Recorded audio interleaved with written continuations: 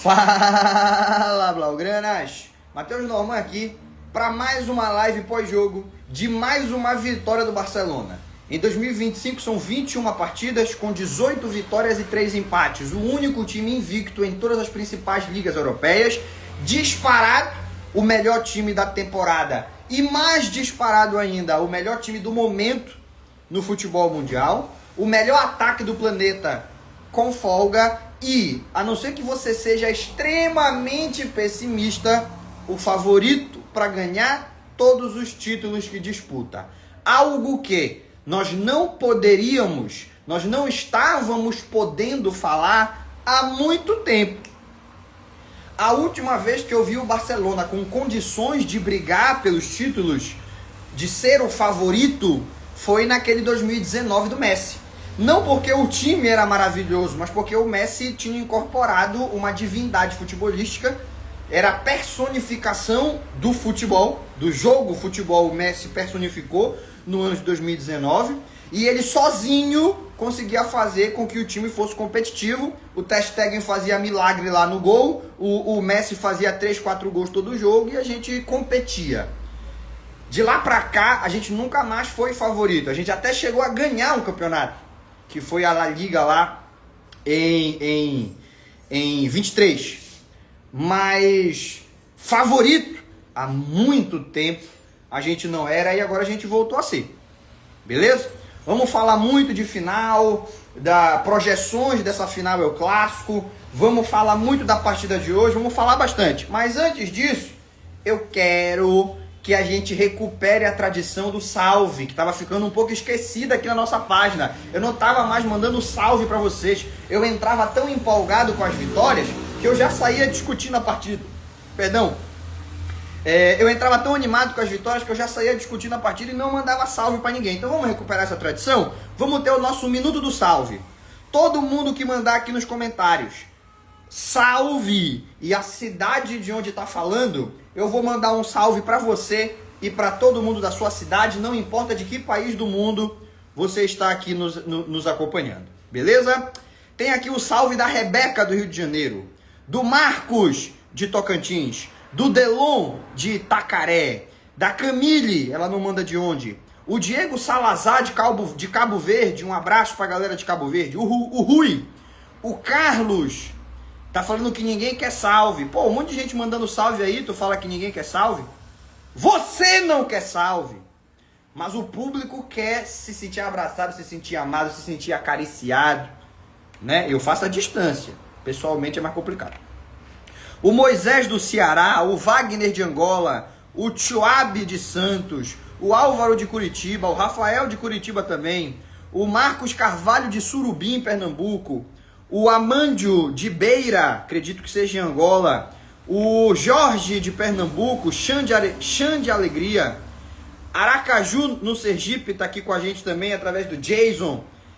Tem gente de São Paulo, Embu das Artes, Camaçari, Uberlândia, Angola, Porto Alegre, Rio Grande do Norte, tem gente no Japão, Moçambique, Vitória no Espírito Santo. Todos sintam-se abraçados, todos sintam-se recebendo o nosso salve do Blaugrana brasileiro para todos vocês que estão aí nos acompanhando e que participam e que constroem essa página junto com a gente. A página cresce quando você curte e compartilha os conteúdos. Eu sozinho não conseguiria alcançar ninguém, beleza?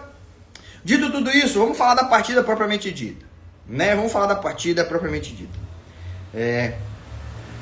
Eu quero começar a nossa live fazendo um raciocínio que na hora do jogo eu não tinha intenção, mas pós-jogo eu comecei a ver alguns comentários nas postagens, me mandaram algumas mensagens no direct e eu acho que vale a pena a gente comentar. Eu tenho visto algumas pessoas olhando para esse 1-0 de hoje reclamando: caramba, o Barcelona tinha que ter matado logo o jogo. Obviamente, é muito melhor ganhar de 4-0, com 15 minutos do segundo tempo o jogo já está morto e a gente fica tocando a bola. Várias das partidas do Barcelona nessa temporada, a gente matou cedo, especialmente essas últimas, nessa sequência de invencibilidade, e pôde, no final da partida, a torcida assistir tranquila e os jogadores se desgastarem menos. É óbvio que é a situação ideal. Mas, pessoal, estamos falando de futebol. Mesmo que você pegue um time inferior, mesmo que você esteja enfrentando uma equipe de menor nível, nem sempre vai ser possível você matar o jogo. O gol, a chance de gol, ela não é certeza de gol. O Barcelona é o time com a melhor efetividade, o melhor aproveitamento em relação às chances criadas no futebol atual. Vou repetir, o Barcelona é o time, proporcionalmente à criação de chances, que tem o melhor aproveitamento do futebol mundial. O Barcelona não é um time que sai perdendo gol adoidado. Só que como cria muito, obviamente perde mais do que os adversários que criam muito menos. Em números absolutos. Em número percentual, a gente é o que melhor aproveita. Então, eu fico intrigado, né? Vi muita gente reclamando que o Barcelona não matou o jogo, mas é importante a gente lembrar que estamos falando de futebol. Futebol, mesmo quando você pega um adversário muito inferior, nem sempre vai ser possível matar a partida com 15 minutos do segundo tempo. Em muitos casos, os times mais fracos conseguem se defender bem e mantêm-se vivos no jogo até o final. Não é isso? O importante é o Barcelona fazer o que fez. Não foi possível matar o jogo. Deixa o jogo morrer. O que eu quero dizer? A gente não conseguiu meter 3-0 no início do segundo tempo, que era o objetivo, claro, óbvio, era o melhor cenário possível. A gente não conseguiu meter 3-0 no começo do segundo tempo, que obviamente era o melhor cenário possível. Mas a gente conseguiu picotar a partida, fazendo longas trocas de passe. A gente não permitiu que o Atlético de Madrid tivesse chances consecutivas, não teve uma sequência de escanteios, uma sequência de bolas na área, uma sequência de finalizações. E o mais importante de tudo, o Atlético de Madrid não teve nenhuma chance clara de gol. As duas chances mais claras do Atlético de Madrid foram em impedimento. Fora os lances em impedimento, o Atlético de Madrid não chegou na cara do Chesney em nenhum momento da partida. É só isso que você pode exigir de um time que está jogando uma semifinal de Copa do Rei contra o Atlético de Madrid, que não está no nível do Barcelona, mas é uma equipe de alto nível. É só o que você pode exigir quando você vai enfrentar o Atlético de Madrid no Metropolitano na volta da semifinal da Copa do Rei. Não dá para pedir mais nada. 1-0 num jogo desse é goleada. Não dá pra gente exigir que o Barcelona jogue como se fosse videogame.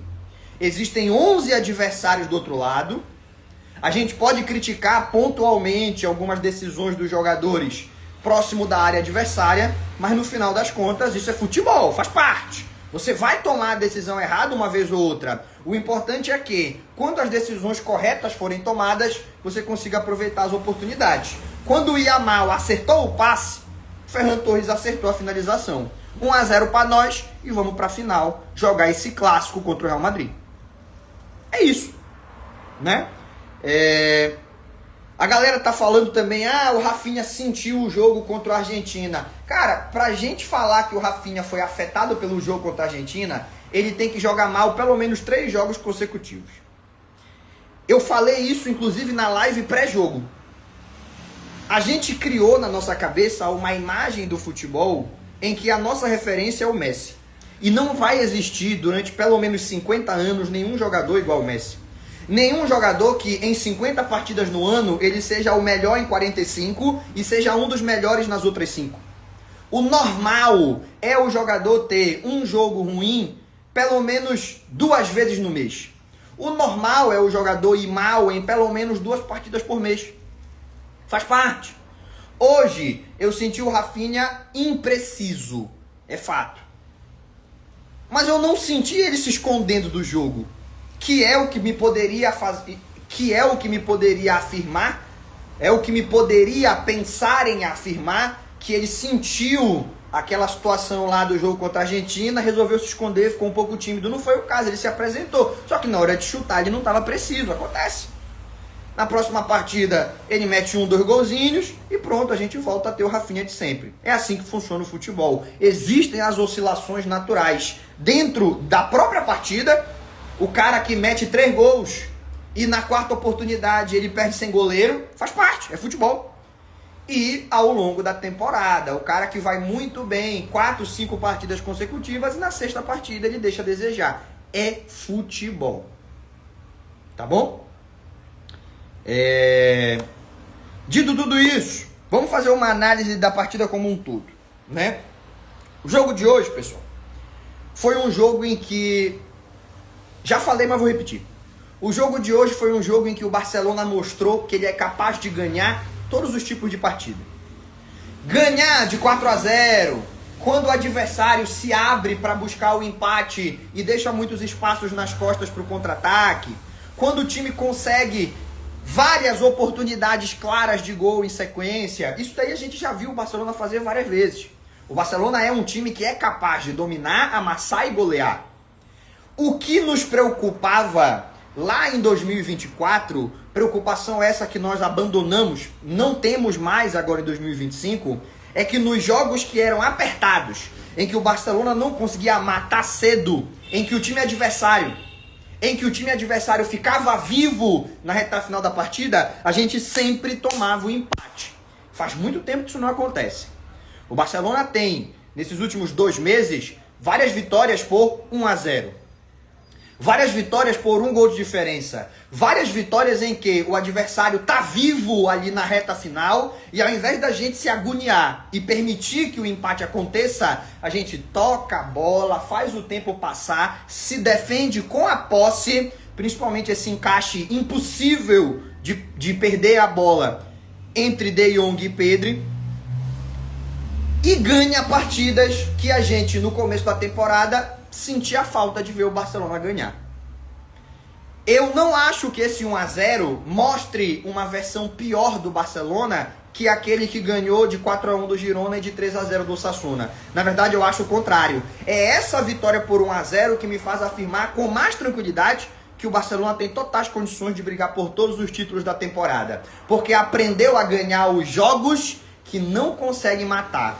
Nem todo jogo vai dar para matar. O importante é que mesmo nesses casos, você consiga ganhar. Minha opinião. Né? Taticamente falando, o Simeone, ele veio com uma proposta ambígua. Não sei se vocês concordam comigo. Mas ele bota 2 laterais defensivos ao mesmo tempo que ele deixa o seu meio-campo mais ofensivo. Ele tira um pouco da capacidade dos laterais de apoiar, coloca o Azpilicueta de um lado e coloca o Reinildo do outro. Se ele jogasse com o Llorente na direita e com o Galán na esquerda, só para passar essa moto aqui. Se ele jogasse com o Llorente na direita e o Galán na esquerda, ele teria muito mais saída pelas laterais do que jogando com o Reinildo e Azpilicueta. Mas ao mesmo tempo, o meio-campo dele estava mais solto.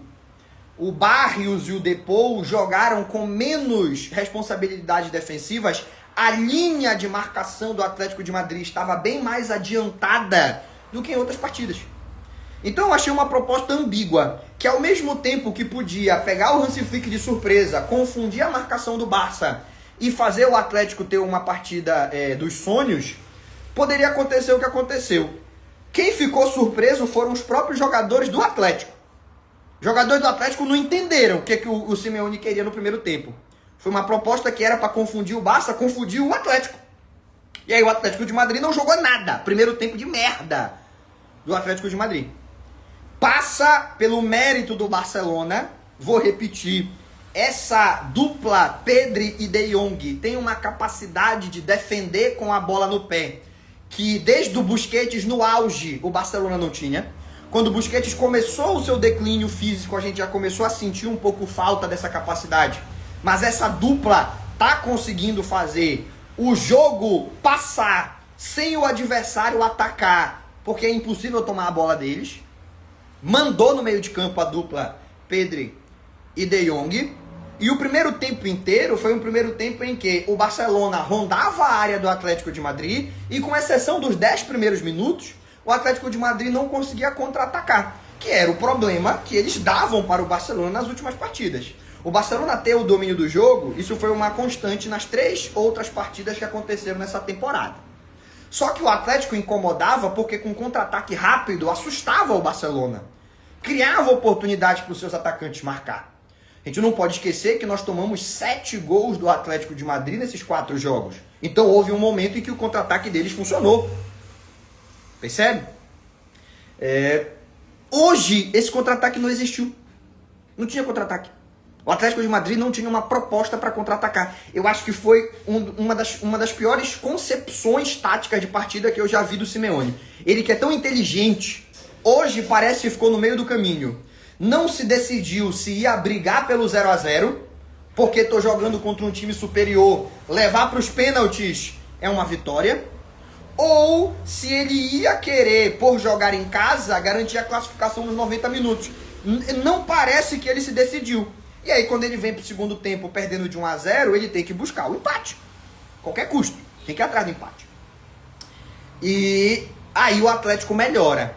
O Barcelona continua jogando muito bem, continua tendo controle da posse, continua criando as oportunidades mais claras, continua sendo o protagonista do jogo, o Barcelona, mas com as mexidas que o Simeone faz pro segundo tempo, o Atlético volta a ser aquele Atlético que nós enfrentamos na ida da Copa do Rei e nos 2 jogos do Campeonato Espanhol, que pelo menos tem uma proposta de contra-ataque. Aquelas viradas de jogo do lateral direito para o meia esquerda, ou do lateral esquerdo para o meia direita, que pega o Barcelona precisando mexer demais a sua defesa, a defesa está marcando um lado, tem que correr para trás e para o lado ao mesmo tempo, porque veio da lateral esquerda para a meia direita, ou da lateral direita para a meia esquerda. É uma movimentação complicada. E aí o cara que recebe a bola sempre tem um atacante de velocidade, ou o Griezmann, ou o Sorloth, ou o Julián Álvares, ou o Ángel Correa, se projetando nas costas da defesa para receber no espaço. E a gente sempre teve muita dificuldade para marcá-los. Temos uma derrota, um empate e 2 vitórias. Mas era complicado. Eles deixavam o Barcelona desconfortável. No segundo tempo, foi isso que aconteceu. O Barcelona ficou um pouco desconfortável.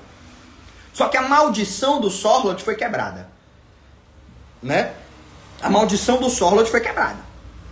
O Sorloth, que vinha de uma sequência, desde a época do Villarreal, de 6 partidas consecutivas em que ele fazia gol no Barcelona, hoje não conseguiu. Até fez gol, mas estava em impedimento. Então hoje a gente conseguiu marcar o Sorloth. A gente conseguiu fazer o Sorloth não ser um fator determinante na partida. Todas as bolas que ele recebeu em impedimento. Tanto as bolas que ele recebe na ponta para tentar a conexão no meio da área, quanto as bolas que ele recebe para ele próprio finalizar. Todas que ele recebeu, ele estava em impedimento. Gostei muito da atuação do Araújo. Gostei muito da maneira que o Araújo entrou na partida, muito concentrado.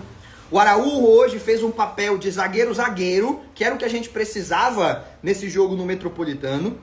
Ele ainda teve aqueles lapsos de achar que é o Beckenbauer, de tentar lançamentos, quando claramente é só dar a bola no volante e manter a posse. E ele acabava chutando para lateral ou para tiro de meta e dava a bola para o Atlético de Madrid. Mas isso é muito pequeno comparado a tudo de positivo que ele fez na partida. Ele foi para a caça longa do Julián Álvares o jogo inteiro em que ele esteve em campo. Desde que ele entrou até o último minuto. O Julián Álvares baixava para ser um homem a mais na construção, o Araújo vinha junto com ele. Ah, não deu para desarmar. No meio do Julián Álvares. Vocês não vão armar um contra-ataque em cima de mim. Se eu não tô na minha posição lá de zagueiro na frente da área, se eu tô aqui no campo ofensivo na caça longa, no meio do vagabundo, não tem. Ele não vai girar e puxar o contra-ataque. O Araújo teve não só a inteligência de fazer as faltas, mas a sutileza de fazer as faltas sem tomar cartão. Funcionou a linha de impedimento. Eu gostei muito da atuação do Araújo hoje. Eu ainda acho que a nossa dupla titular, pela maneira que o Barcelona joga, é Iñigo Cubarsí. E eu acho que vai ser essa dupla titular até o final da temporada. E eu acho que o começo da próxima temporada também transmite a sensação que essa vai ser a dupla titular. Mas tu teres um zagueiro com essa outra maneira de atuar, com essa outra característica de jogo, para você usar em momentos específicos da partida, ou até como titular, dependendo do adversário que vier a ser enfrentado, cara, isso é um trunfo que é típico dos times campeões. E é o que o Barcelona se desenha para ser. Beleza? Muita gente elogiando o Koundé, e também merece todos os elogios o Koundé. Porque muitos lances que a jogada era montada para ser finalizada na costa dele, ele simplesmente não deixou. Tá? Não deixou. Vamos falar de maneira mais geral, porque se a gente falar de um por um, a gente vai acabar a live inteira só falando dos caras e não vai dar tempo da gente ir para as perguntas e respostas. Vamos falar de maneira mais geral. Já elogiamos o Koundé, o Araújo, o Iñigo, o Baldé, mas a gente tem que falar do sistema defensivo. O Barcelona funciona muito bem como um sistema defensivo. O Barcelona tinha um problema, isso as pessoas criticavam e eu aceitava, mesmo sendo extremamente otimista, tinha que dar o braço a torcer. O Barcelona teve, em 2024, sob a tutela do Flick, um problema defensivo. Era um time que era muito frágil, principalmente nos contra-ataques, em velocidade. Só que essa fragilidade não existe mais. Já faz muito tempo que a gente não vê um Barcelona que facilita a vida do ataque adversário. Se os caras fizerem gol, eles vão ter que suar sangue. Vai ser uma jogada pontual, de rara precisão, de rara felicidade. Mas você dá campo pro cara correr 4, 5 vezes consecutivas e buscar dentro da área um companheiro mais bem colocado, isso daí era um problema que a gente tinha desde a época do Xavi e no começo do Flick a gente também tinha e que agora não tem mais. Então a gente tem que fazer um elogio coletivo ao sistema defensivo do Barcelona. Eu ainda acho que o cérebro por trás do funcionamento do sistema do Barça é o Iñigo. O nosso pior momento defensivo na temporada foi quando o Iñigo estava indisponível. Parece que todo mundo desaprendeu a defender. Eu nunca imaginei que o Iñigo Martínez teria tamanha importância no funcionamento da defesa do Barcelona. Eu nunca imaginei que ele seria o protagonista que ele se transformou, mas a realidade é que ele é. Né? Se você prestar bastante atenção no jogo, e se você esquecer a bola e olhar para os defensores um pouco, você vai perceber que o Iñigo Martínez está o tempo todo falando. Ele está o tempo todo dizendo, para frente, para trás, para um lado, para o outro, toca em mim, toca na frente. Ele é meio que um orientador. A bola não está com ele, mas ele está sempre dando conselhos para ajudar na tomada de decisão dos companheiros. Eu acho que esse é o principal fator que faz com que ele seja a figura mais importante da nossa defesa nessa temporada. É o que muitos chamam de liderança. O Iñigo Martínez é o líder da nossa defesa. Beleza? Falando um pouco mais sobre o ponto de vista do Barcelona, né, a gente falou um pouco do que o Atlético de Madrid fez errado, elogiamos a defesa do Barça, mas vamos falar um pouco do que a gente tem de positivo nesse ataque do Barcelona. Cara, o gol do Barcelona hoje contra o Atlético de Madrid tem a assistência de um gênio. Não é qualquer jogador que consegue ver a possibilidade daquele passe e menos ainda tem a precisão para acertar. A gente tem que dar muito mérito pro Ferran Torres, porque o passe só é possível graças à movimentação dele. A finalização dele é uma finalização extremamente precisa. A bola entra no único lugar que era possível entrar, porque o goleiro fechou bem o ângulo. Temos que aplaudir o Ferran Torres com certeza. Só que a gente não pode esquecer que o Lamine Yamal quebra 2 linhas de marcação com o passe. Não tem só uma linha para ele quebrar. Tem 2 linhas de marcação e ele quebra com um passe. Isso é coisa de gênio. Esse moleque tem 17 anos e ele faz jogadas que se alguém de 25 fizesse, a gente ficaria impressionado. Vão faltar adjetivos pra gente poder classificar o Lamine Yamal daqui a 10 anos, quando ele estiver no auge da sua carreira. Porque se com 17 a gente já chamou de tudo, de gênio, de impressionante, de excepcional, daqui a 10 anos a gente vai ter que inventar a palavra para poder adjetivar o Lamine Yamal. Essa é a realidade. Né? E aqui o Luca Park lança a palavra que ele considera que é a correta para definir esse passe. Foi um passe fudido. Talvez exista um vocabulário um pouco diferente que a gente possa utilizar, mas também cabe dizer que foi um passe fudido. Né? Dito isso, meus amigos, dito isso, eu acho que a gente pode ir para as perguntas e respostas, né? Podemos ir para as perguntas e respostas. O que eu gostaria de comentar sobre a partida eu já comentei. Talvez só uma pincelada final aqui no funcionamento desse ataque. A gente pegou um Atlético de Madrid muito fechado e mesmo assim a gente conseguiu construir os espaços. Eu aproveito para a gente entrar na esteira da Champions League. Eu vejo muito torcedor do Barcelona e eu não acho que é absurdo, mas estão preocupados com a possibilidade de enfrentar a Inter de Milão, que é uma equipe que se defende muito bem, que tem um contra-ataque letal. Eu acredito que qualquer equipe no planeta teria a preocupação de enfrentar a Inter de Milão, que é uma equipe muito competente, tem bons jogadores, tem Bastoni, tem Barella, tem Lautaro, enfim. Só que, vendo como o Barcelona aprendeu a jogar contra o Atlético de Madrid, eu tenho cada vez menos receio de enfrentar a Inter de Milão. Porque eu acho que o jogo deles é muito semelhante. E ainda vou te dizer mais. Eu acredito que no quesito individualidades ofensivas, eu acho que o Atlético de Madrid é até mais perigoso que a Inter. Porque eu considero que o Julián Álvares, o Griezmann e o Sorloth, eles são jogadores mais perigosos que o Lautaro, o Marcos Thuram e o Mendy Taremi, né? Eu considero que o ataque do Atlético de Madrid é um pouco mais talentoso que o da Inter de Milão. E se a gente pegar em números, a defesa do Atlético de Madrid sofre menos gols que a defesa da Inter de Milão. Então, do fundo do coração, eu acho que as duas equipes, elas têm uma proposta de jogo semelhante. A Inter de Milão joga com mais gente na defesa do que o Atlético de Madrid, mas eles têm uma proposta de jogo semelhante. Manter a partida aberta, se defendendo muito bem, sofrendo poucos gols e aproveitar, ter muita efetividade nos contra-ataques. Proposta semelhante. Só que eu acho que o Atlético de Madrid nessa temporada me pareceu executar melhor.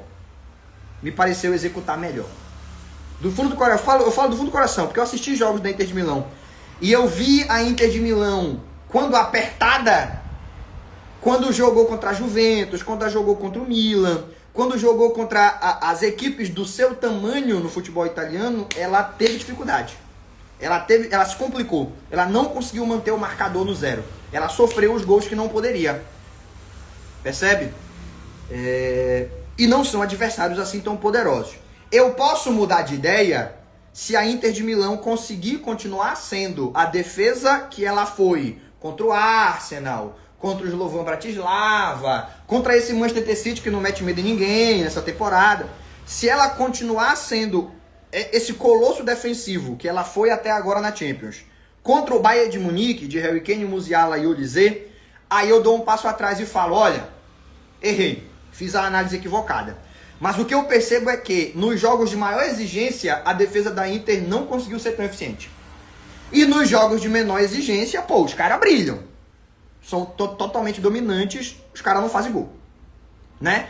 E aqui eu não tô botando vamos dizer, em perspectiva se vai passar o Bayern ou a Inter. Eu tô falando de conseguir controlar o ataque adversário. A Inter pode passar do Bayern de Munique num agregado de 5-4, porque a defesa do Bayern de Munique é horrorosa, né? Da mesma maneira que pode terminar 0-0 e aí o Bayern passa nos pênaltis e eu vou voltar atrás do mesmo jeito. Eu vou falar, não, realmente, a Inter de Milão controlou o ataque do Bayern de Munique, apesar do Bayern ter se classificado. Eu não estou falando de resultado, eu não estou falando de classificação. Eu estou falando no contraste deste ataque com esta defesa, quem levou a melhor? Quem conseguiu ser dominante em relação ao outro nos 180 minutos? Aí eu volto atrás, se a defesa da Inter for dominante em relação ao ataque do Bayern de Munique. E eu gostaria que me dessem ganho de causa, porque eu sei que essa opinião é polêmica. A Inter de Milão parece ter ganhado um respeito muito grande da torcida nessas últimas 2 ou 3 temporadas. Eu gostaria que me dessem ganho de causa se for o contrário. Se pegar o Bayern de Munique, tomar 3 gols na ida e 2 na volta, aí peraí. Aí vocês vão ter que falar, não, realmente a DM estava certa. Realmente, a Inter de Milão, quando foi exigida por um ataque de primeira prateleira, a casa caiu. O tempo vai dizer, o confronto vai dizer. Por enquanto, nós só temos opiniões. A partir do momento em que a partida acontecer, a gente vai poder ter conclusões. Percebe? Então, tudo isso me faz acreditar que o Barcelona é favorito contra quem quer que enfrente na semifinal, mas antes vai ter que passar das quartas de final, né? A nota negativa, já que nós temos uma partida crucial de Liga dos Campeões na próxima quarta-feira, e no sábado uma partida crucial do Campeonato Espanhol contra o Real Betis, a nota negativa é que no último lance da partida eu senti o Íñigo Martínez puxando um pouco o adutor da coxa. Aquilo ali me preocupou. Ele deu aquela segurada, mas aí ele olhou no relógio, pô, falta 1 minuto, 1 minuto e meio. Se eu cair aqui, o árbitro vai dar mais acréscimos, então ele sustentou até o final. Vamos ver se foi só um susto ou se a gente tem que se preocupar com a sequência do Íñigo na temporada. Me preocupa o tornozelo do Lamine Yamal, aquela porrada que ele tomou do Lenglet mudou o jogo dele. Ele vinha todo... Ele era o dono do jogo, ele era o melhor jogador em campo. Ele toma aquela entrada do Lenglet, ele não consegue mais atuar com a mesma velocidade e leveza. Vamos ver se foi só um baque ou se a gente tem que se preocupar com o Lamine Yamal. E acredito que é isso. São os 2 jogadores aí que me preocupou no final do jogo. Vamos torcer para ser só cansaço, para ser só baque, enfim. Amanhã, porque eu acompanho, eu sempre espero 1 hora entre o fim do jogo e a live pós-jogo, que é para eu poder assistir as entrevistas pós-jogo e esperar para saber se tem alguma notícia de bastidor que foge aos nossos olhos quando a gente está assistindo, inclusive de lesões. E ninguém falou sobre lesões. Se ninguém falou, eu tô mais tranquilo. Mas eu não tô 100% tranquilo. Amanhã, quando eu acordar e abrir as páginas, abrir os jornais e aí não tiver nada de lesão, aí eu vou ficar 100% tranquilo, né? É o único asterisco. Eu acredito que contra o Betis a gente deve ter um descanso finalmente pro Lamine Yamal. Ele vem de uma sequência muito grande de jogos, tá na hora dele dar uma segurada, principalmente por conta desse baque no tornozelo. E não ficaria surpreso se tivesse um descanso também pro Íñigo. Eu acredito que é possível que a gente tenha o descanso desses 2 jogadores.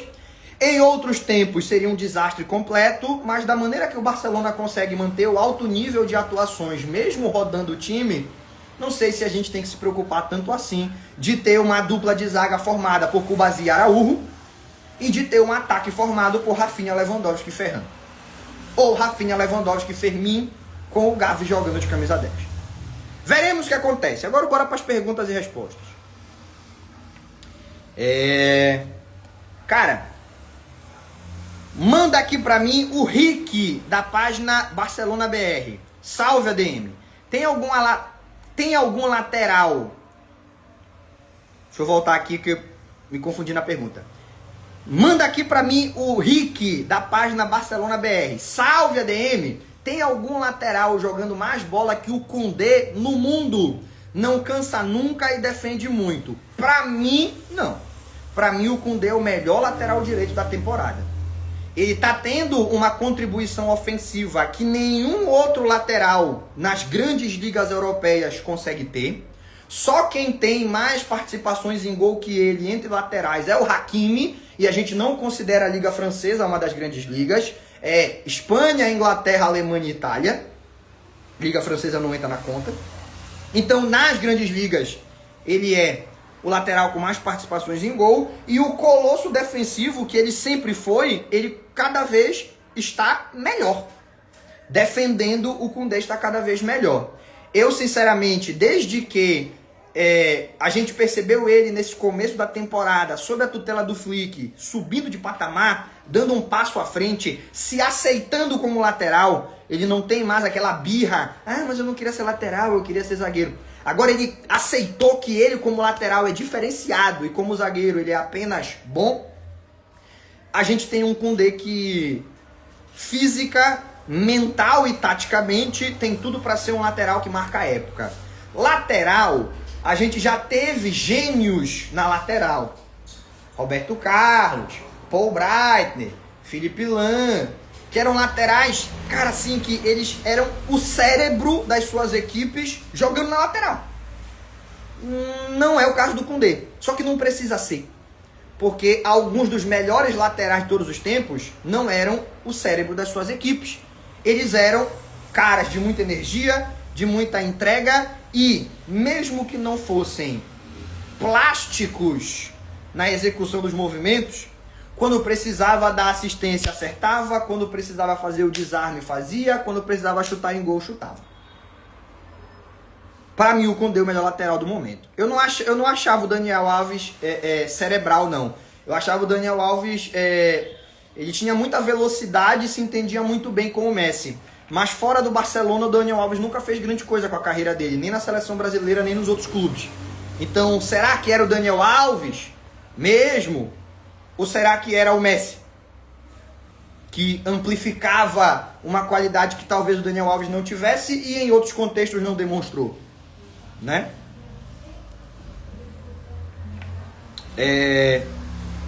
Pergunta aqui. Pergunta que mandam aqui. Na verdade não é uma pergunta, é uma afirmação. Manda aqui o Palace of the Monarchs. Esqueci. Meu público é muito heterogêneo. Ele manda aqui, ó.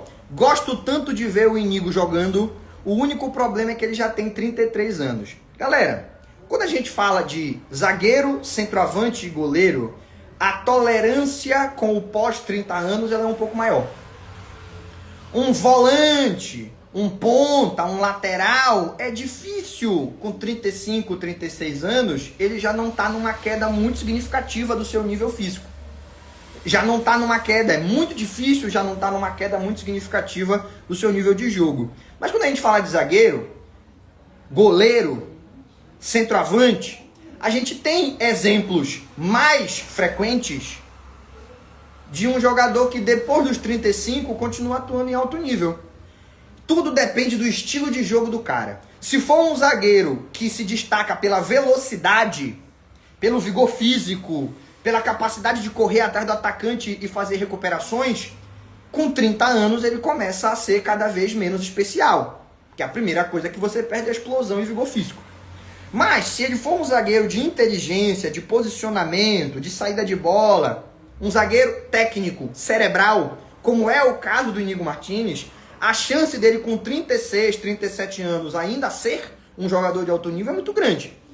Então, pelo estilo de jogo do Inigo, eu não acho que ele está vivendo a sua última temporada. Esperemos para ver o que vai acontecer ao longo dos próximos anos. Mas não acho que ele com 33 já tenha que começar a ser descartado. Deixa eu ir para a próxima pergunta.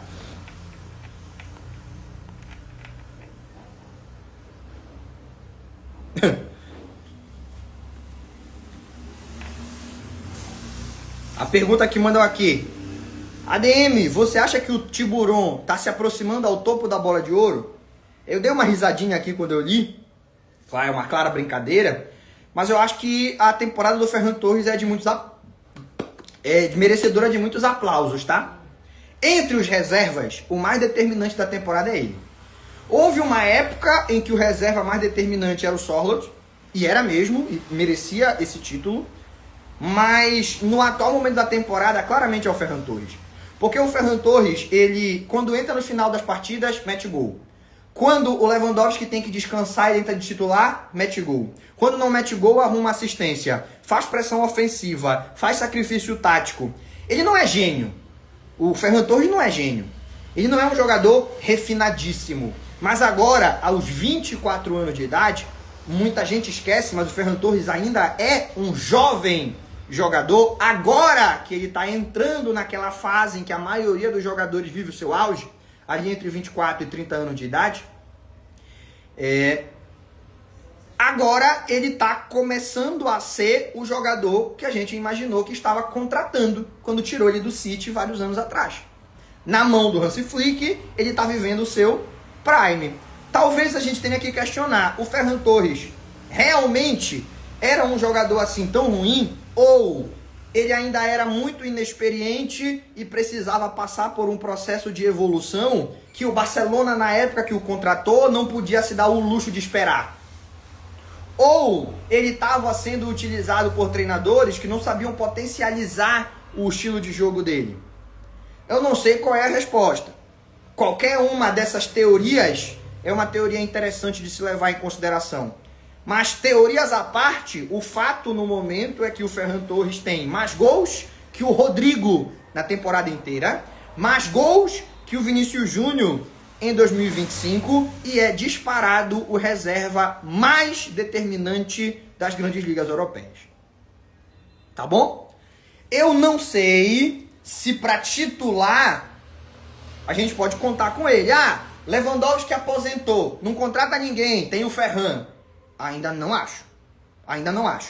Ainda não estou convencido neste nível. Mas, se na temporada que vem, isso já está claro, o Lewandowski vai continuar fazendo parte da equipe, na temporada que vem o Lewandowski vai continuar sendo titular, não precisa a gente correr atrás de outro jogador para ser o reserva, não. O Ferran Torres se garante, tanto de competir, para que o Lewandowski não caia numa zona de conforto, e ao mesmo tempo também, para quando for necessária a utilização, ele meter gol. Né? Deixa eu ver mais uma pergunta, vou responder mais duas e a gente encerra.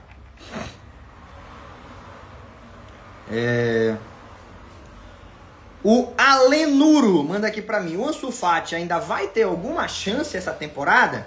Boa análise do jogo ADM.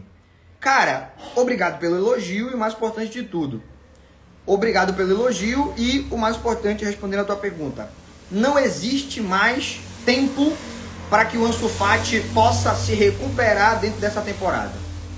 Há uma hierarquia muito bem consolidada em que ele é a última opção. E não é injusto que ele seja a última opção. Porque Ferran Torres, quando entra, é determinante. O Fermin, quando entra, é determinante. O Pablo Torre, quando entra, é determinante. Toda essa galera está na frente dele. Quem a gente pode discutir? Será que não valia a pena dar minutos pro Fati na frente dele? É só o Paulo Vitor, mas convenhamos que o Paulo Vitor, na pré-temporada e nas oportunidades que teve, ele acabou mostrando um pouco mais do que o Fati nessa mesma pré-temporada, porque o Fati se lesionou, que é o grande problema da carreira do Fati.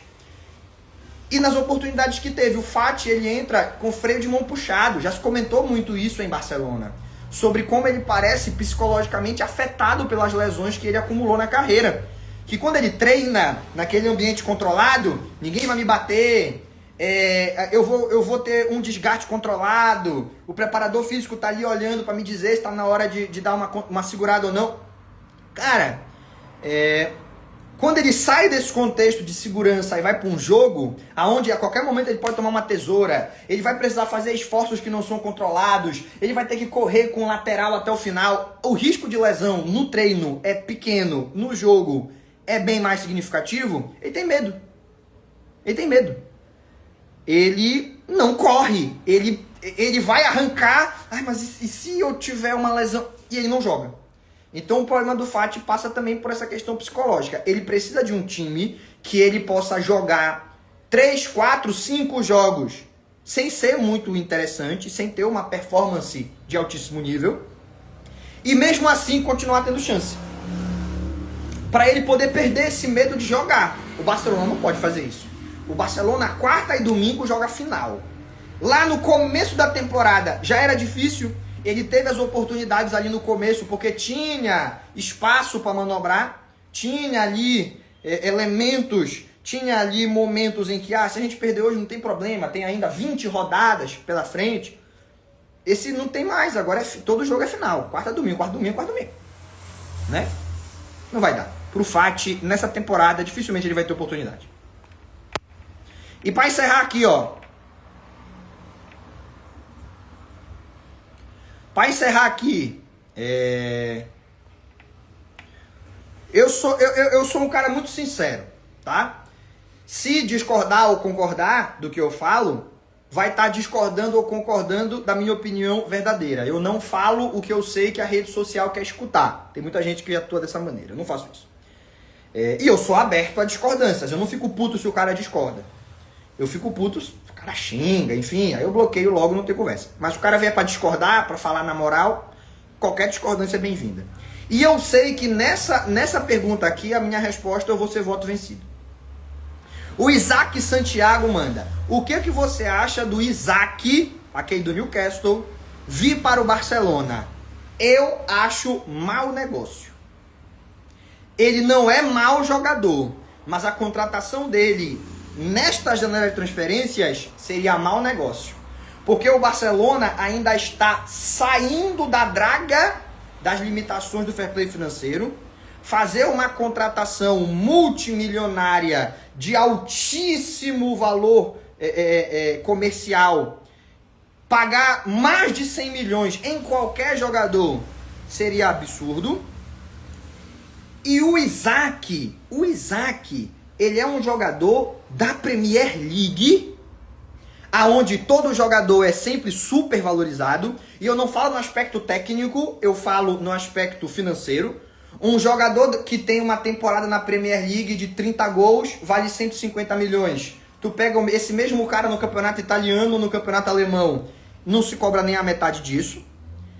E ele tá numa equipe que sonha em ser um projeto vencedor pro futuro.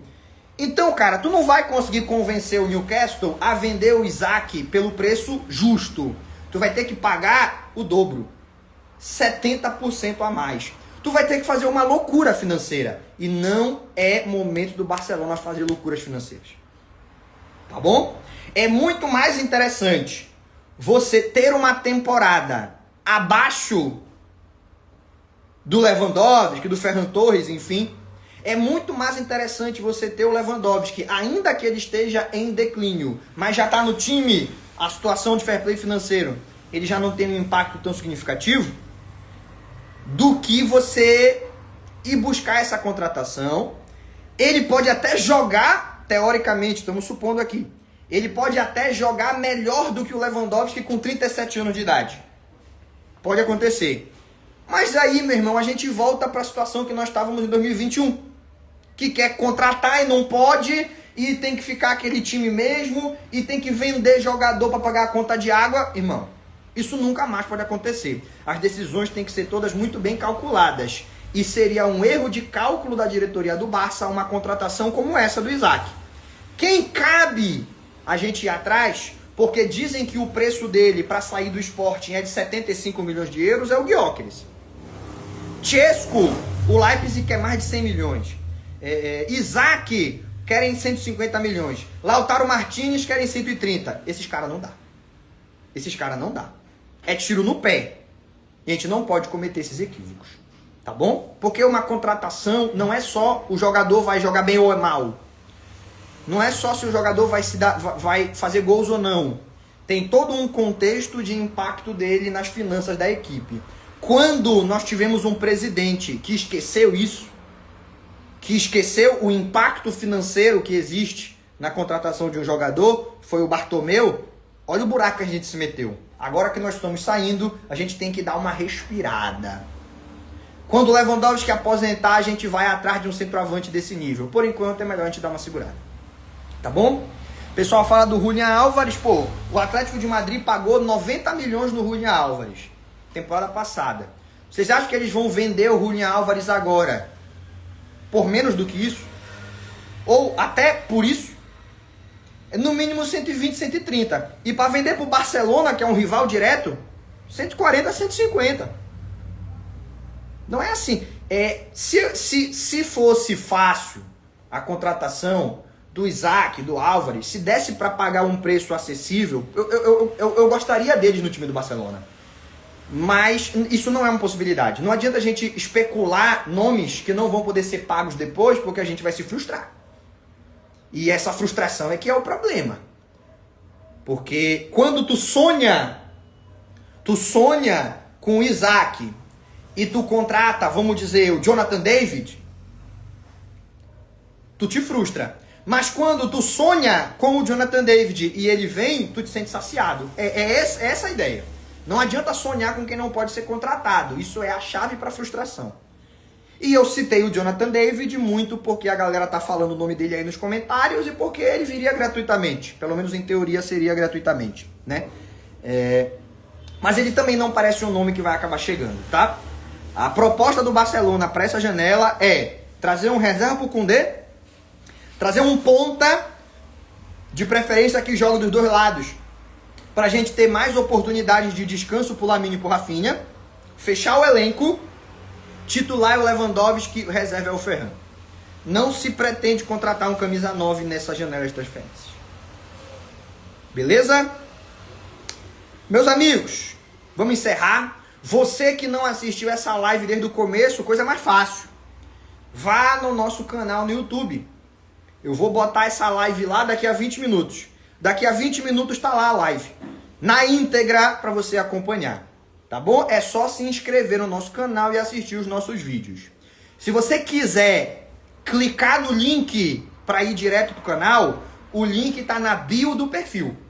Se você prefere abrir o aplicativo do YouTube e procurar o nosso canal, é só você procurar blaugrana.brasileiro. Você vai nos achar e você vai poder curtir todo o conteúdo que a gente produz lá. Beleza? Por hoje a gente encerra. Um abraço, até o nosso próximo encontro. Tchau, tchau.